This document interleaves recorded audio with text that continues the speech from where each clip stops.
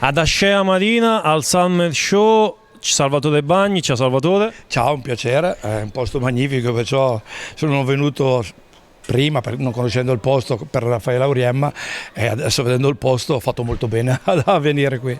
Ecco Salvatore, splendida location, davvero incantevole, peccato oggi per la giornata così, però arriverà anche il sole sicuramente. Non posso, Salvatore, non parlare con te di quella che è stata la stagione del Napoli, ovviamente. Sì. Un Napoli che ha raggiunto la Champions League, ma che ovviamente porta dietro di sé la delusione per non aver vinto lo scudetto. Io da tifoso sono deluso, con tutto il rispetto, anche se tutti dicono che è stata una buona stagione, ma farei fatica a trovare 4 squadre che potevano arrivare prima di noi. Faccio fatica, ma penso anche ai tifosi, perché la delusione dei tifosi è stata questa, cioè ha vinto il Milan, se avesse visto l'Inter va bene, avrebbero detto ha vinto la più forte, anche se non ero convinto.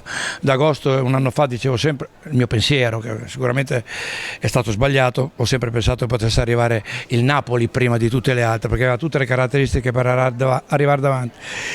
E vincendo il Milan, una squadra inferiore a noi, ci rimane un po' di rammarico, perché nei momenti topici, nei momenti più importanti, noi siamo venuti a mancare, ma non come qualità. Dico sempre, i campionati non si vincono solo con la qualità, si vincono con carattere, con la leadership, con la personalità, e soprattutto tutti noi durante l'arco della nostra vita ci aggrappiamo a qualcosa, perché non tutti hanno la personalità di prendersi sulle spalle i compagni, ed è venuto, secondo me, è venuto a mancare questo, perché quando era il momento di fare il salto e potevamo veramente, vedi Fiorentina, Roma, Empoli, che poi forse Empoli era già andata, però almeno saremmo stati dentro il campionato con la vittoria di Empoli fino alla fine.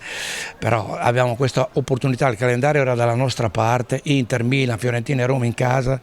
Abbiamo sofferto il Maradona, non so, forse il nome, forse la personalità, perché giocare al Maradona, vecchio San Paolo, non è così semplice, perché i tifosi sono esigenti ma ti stanno molto vicino, ti aiutano. Per noi nei nostri anni erano veramente quelli che ci spingevano nei momenti di difficoltà. Non è bastato, e per quello è stata la delusione e le recriminazioni dei tifosi e anche della gente che vuol bene al Napoli. Ecco, tu hai toccato due punti centrali che poi tra l'altro ha anche toccato Luciano Spalletti in conferenza stampa, quando gli è stato chiesto delle cessioni relative a Koulibaly e quant'altro.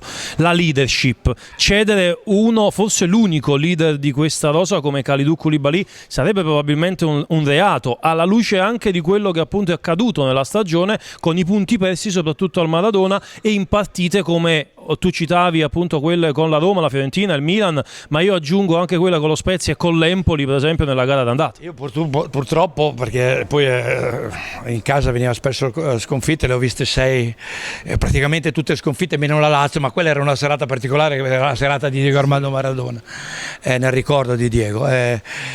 Però sai, il peso, invece di un aiuto, magari la gente, la pressione tanti giocatori non riescono a sopportarla, e lì è stato, perché se fai sempre il risultato fuori casa, quando non hai grande pressione, cioè tutto quello che viene va bene, invece quando devi fare il risultato e man mano che si avvicina al traguardo finale la pressione diventa sempre maggiore, perciò magari giocando le stesse partite, le prime 10 e le ultime 5 è molto differente. Perciò è quello che noi dobbiamo imparare a gestire, che ancora non abbiamo gestito.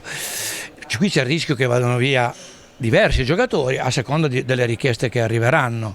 Certo, Koulibaly è tutto quello che è un giocatore, una persona, umanamente strepitoso, sta benissimo a Napoli. Però anche lui nel 2023 è sempre il discorso della scadenza di contratto, lui, Ospina, Fabian Ruiz, o rinnovi, visto che poi Koulibaly è uno che guadagna tanto, invece Fabian Ruiz un po' meno, ma chiederà giustamente un ritocco in alto. Secondo me quello che rischia di più è Fabian Ruiz, e forse anche Osimhen, se dovesse arrivare quei oltre 100 milioni che chiede il Presidente. Esatto, tra l'altro poi il Napoli ha ceduto, o meglio ha fatto scadere il contratto di Lorenzo Insigne, lo sapevamo già dal mese di gennaio, e il capitano appunto ha lasciato Napoli con le lacrime, certo. Lo abbiamo visto. Va via anche Fosi Goulam, arrivano Kvaratskhelia e arriva Mattias Oliveira. Ecco, vanno via Insigne e Gulam, arrivano Oliveira e Kvaratskhelia. Il Napoli ci ha guadagnato o ci ha perso? Non scherziamo, Gulam non possiamo giudicare dopo gli infortuni. Gulam, io quando ero dirigente del Bologna l'avevo preso dal Saint-Étienne, che giocava e non giocava, 1,5 milioni, giocatore straordinario che è notevolmente migliorato venendo a Napoli. Insigne è un giocatore che solo quest'anno ha avuto un rendimento a ribasso, ma è un giocatore che dà 10 gol in avanti. Quando giochi esterno d'attacco devi anche prendere la porta oltre che costruire gioco. Questi sono due giocatori. Kvaratskhelia addirittura lo conosco da quando giocava nell'Under 16, l'avevo visto nel suo primo esordio, che lui era giovane, non aveva neanche 16 anni, Under 17 che non aveva ancora 16 anni, giocatore fisico, tecnico. Dobbiamo capire che arriverà a Napoli, perciò non gli si può chiedere tutto e subito. Mattias Oliveira, noi abbiamo sicuramente guadagnato in fisicità, in strappo, però io ricordo sempre che Mario Rui quest'anno ha giocato un grande campionato, perciò secondo me Mario Rui, se dovesse rimanere come penso, se la giocherà con Mattias Oliveira. L'ultima che ti chiedo è su ovviamente Deulofeu, perché è un calciatore davvero molto, molto interessante. Il Napoli tratta Deulofeu, Barak, forse anche Bernardeschi. Ecco, sono calciatori, io Barak e Deulofeu, l'ho sempre detto, li prenderei subito. Il problema è che però dobbiamo vedere Udinese e Hellas Verona che cosa pensa. Poi bisogna vedere la collocazione, perché noi ricordiamo sempre che Deulofeu adesso sta giocando in uno schema, perché bisogna valutare quello. Lo schema dell'Udinese è un 3-5-1-1 o 3-5-2, metti come vuoi.